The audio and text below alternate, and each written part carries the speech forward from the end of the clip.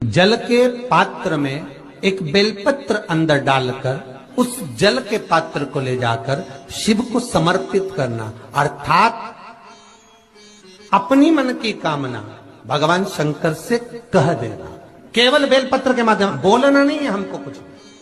जल के पात्र में श्री शिवाय नमस्तुभ्यम। आप सभी को महादेव की शुभकामनाएं। एंड आज है शनिवार की प्रदोष व्रत। तो पहले प्रदोष व्रत के विषय में आप लोग को बता रही हूँ।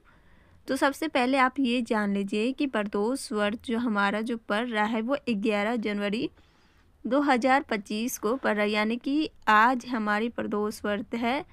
तो यह व्रत आपको भगवान शिव की उपासना के लिए समर्पित है और हर माह के त्रयोदशी तिथि को रखा जाता है, जो कि यह व्रत शनिवार को पड़ रही है, तो इसलिए इसे प्रदोष व्रत, शनि प्रदोष व्रत कहते हैं।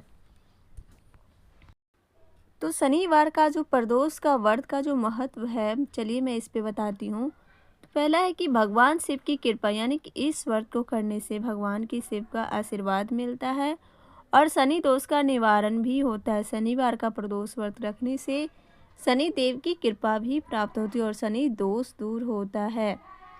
तीसरा है कि सुख समृद्धि के लिए भी यह व्रत किया जाता है। तो यह व्रत व्यक्ति के जीवन से दुख, रोग और कष्ट को समाप्त करता है और सुख शांति भी लाता है।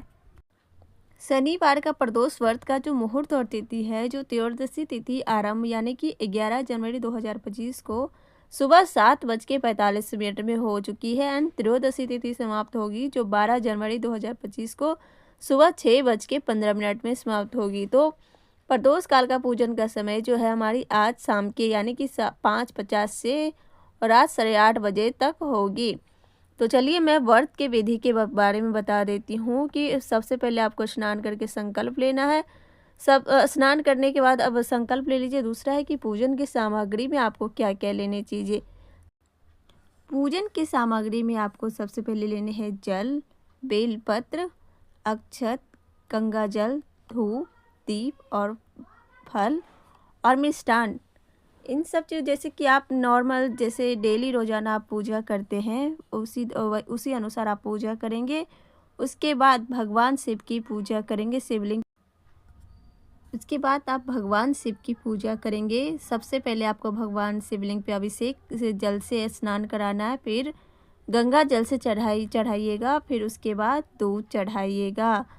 उसके बाद आपको ये स्नान कराने के बाद आप बेलपत्र चढ़ाएं और दीप भी जलाएं एंड जैसे कि चंदन रोली, चंदन टीका, पीले चंदन और सफ़ेद चंदन भगवान शिव पे चढ़ता है। तो ये विशेष रूप से ध्यान रखिएगा कि महादेव पे लाल चंदन मत चढ़ाइएगा और ना ही हल्दी का उपयोग किया जाता है। तो आप इन सब चीज़ों का ध्यान से ज़रूर रखिएगा। तो इस दिन जो हमारी पर शनि प्रदोष व्रत पड़ रही है, तो इस दिन शनिदेव की भी पूजा करनी ज़रूरी होती है।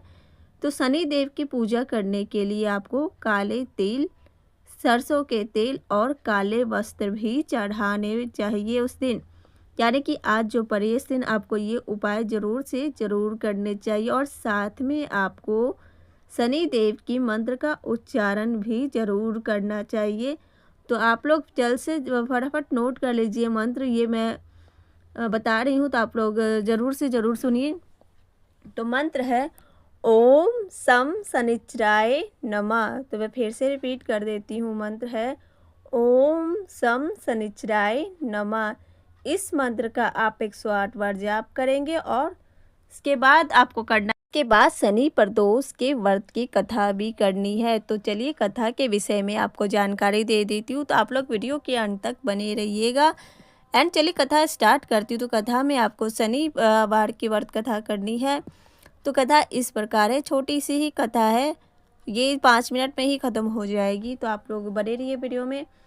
शनिवार का प्रदोष व्रत जो है, व्रत से जुड़ी कथा में राजा चंद्रसेन और उनके मित्र की कहानी सुनाई जाती है। यह कथा भगवान शिव और शनिदेव की महिमा का वर्णन करती है। तो चलिए कथा इस प्रकार है कि शनिवार प्रदोष व्रत की कथा स्टार्ट करूँ, तो आप लोग वीडियो के अंत तक बने रहिएगा। प्राचीन समय में उज्जैन राज्य में राजा चंद्रसेन नामक शासन करते थे। राजा शिव भक्त थे। और भगवान शिव की आराधना में लीन रहते थे। राजा को भगवान शिव से दिव्य चूड़ामणि यानी मणि प्राप्त हुई थी, जो उनके राज्य को समृद्धि और शत्रु मुक्त रखती थी।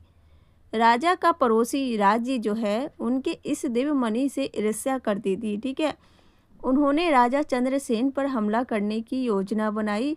जब यह बात राजा को पता चली तो वे भगवान शिव की आराधना में और अधिक लीन हो गए। गौ रक्षक बालक और शिव भक्ति की कथा है इसमें। उस राज्य में एक ग्वाले का बेटा था जो शिव भक्त था। उसने राजा की भक्ति देखी और भगवान शिव की उपासना का संकल्प लिया। वह लड़का शिवलिंग बनाकर उनकी पूजा करने लगा। उसकी श्रद्धा और भक्ति देखकर भगवान शिव ने उसे दर्शन दिया और उसके परिवार पर कृपा की। उसी समय शनि देव ने राजा चंद्रसेन को परखने के लिए एक योजना बनाई। उन्होंने राजा के शत्रु को हमला करने की शक्ति दी। राजा ने शिवजी का स्मरण करते हुए प्रदोष काल में उपासना की कि शिवजी ने प्रसन्न होकर उनकी रक्षा की और शत्रुओं को पराजित कर दिया। भगवान शिव ने राजा को आशीर्वाद दिया और कहा कि जो भी प्रदोष व्रत करेगा उसे जीवन के सभी कष्टों से मुक्ति मिलेगी। विशेष रूप से शनिवार का प्रदोष व्रत रखने वाले पर शनि देव की कृपा प्राप्त होगी और वे शनि के अशुभ प्रभाव से मुक्त होंगे।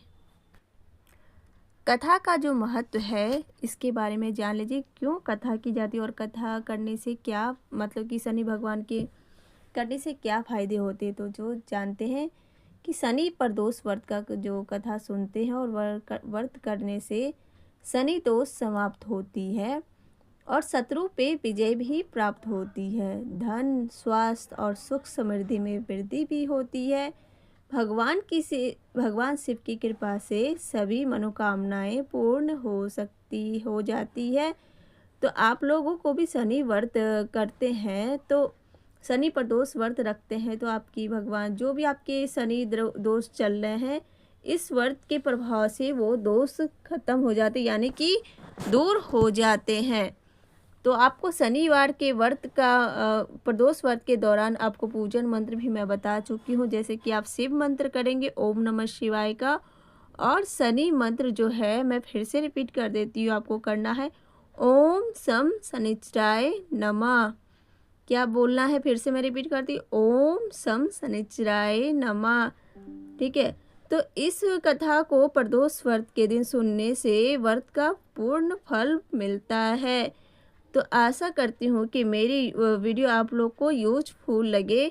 तो आप लोग इस व्रत का जैसे कि अभी संध्या के समय 5 साढ़े 5 बजे से हमारा प्रदोष काल स्टार्ट हो चुकी है जो कि 8 बजे रात तक रहेगी। तो आप व्रत ना करते हैं फिर भी आप जो मैं कथा बोली हूँ कथा सुन लीजिएगा। एंड वीडियो अच्छी लगी तो वीडियो को लाइक करिएगा, ज़्यादा से ज़्यादा शेयर करिए।